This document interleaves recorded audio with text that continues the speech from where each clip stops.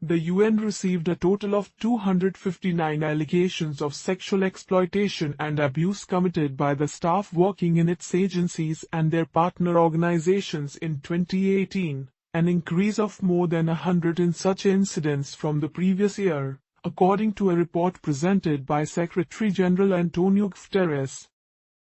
The report, presented to the General Assembly, said that from January 1 to December 31, 2018, the UN received a total of 148 sexual exploitation and abuse (SEA) allegations directly involving UN workers, and 111 involving staff from partner organizations implementing UN programs.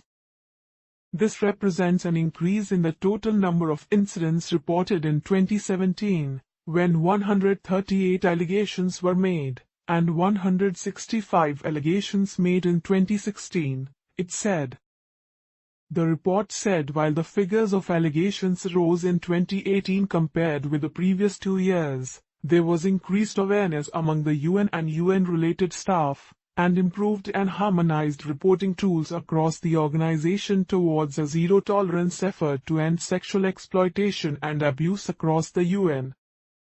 According to the report, not all the allegations have been fully verified and many are still under investigation or are still in a preliminary assessment phase. The report said that the third system-wide survey on sexual exploitation and abuse was administered in 2018 to the UN and affiliated personnel at 34 duty stations with humanitarian and/or peace operations. The duty stations included those in countries such as Afghanistan, Haiti, India, Iraq, Liberia, Libya, Pakistan, South Sudan, and Syria. There were some encouraging signs in peacekeeping operations, where allegations were down almost by half over the past 2 years, it said.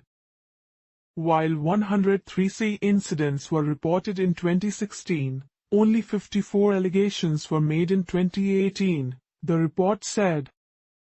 Despite this improvement in the UN's peacekeeping wing, the number of allegations went up against personnel in other UN entities, with 94 allegations received in 2018, compared with 50 in 2017.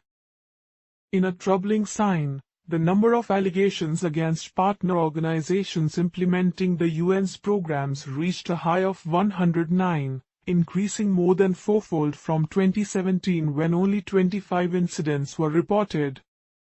The numbers show that the UN's victim-centered approach, implemented over a year ago, is paying off as there seems to be an increased trust among the victims and survivors to come forward and report incidents, the UN said in a statement. The Secretary General has stressed that there will be zero tolerance towards sexual exploitation and abuse across the UN. His strategy, in its first phase, focuses on addressing the issue within the UN system, as well as those mandated by the world body to carry out programs. This entails more than 90,000 staff in more than 30 entities and more than 1 lakh uniformed personnel. In 2017, Guterres had launched a new strategy to prevent and end sexual exploitation and abuse by UN personnel. A major element of this new approach was the creation of the Circle of Leadership for heads of state and government to demonstrate resolve and commitment at the highest political level to eradicate the scourge. Prime Minister Narendra Modi is a member of the Circle of Leadership. The Secretary General said in the report that he encourages member states to give greater visibility to their initiatives to eradicate sexual exploitation and abuse, including information on the status of administrative and judicial processes, which will be included in a public electronic hub. In 2018, he had asked the members of the Circle to provide him with updates, and 7 member states have responded, including India, Australia, Germany, the UK and Uruguay.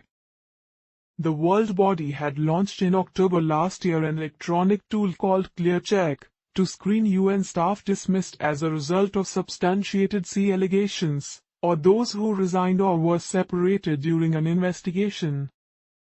The UN does not have the authority or a legal mandate to criminally prosecute individuals found guilty of committing sexual exploitation and abuse, and criminal accountability of individuals continues to rest with the relevant country. In cases where the alleged offender is a civilian, the UN conducts administrative investigations.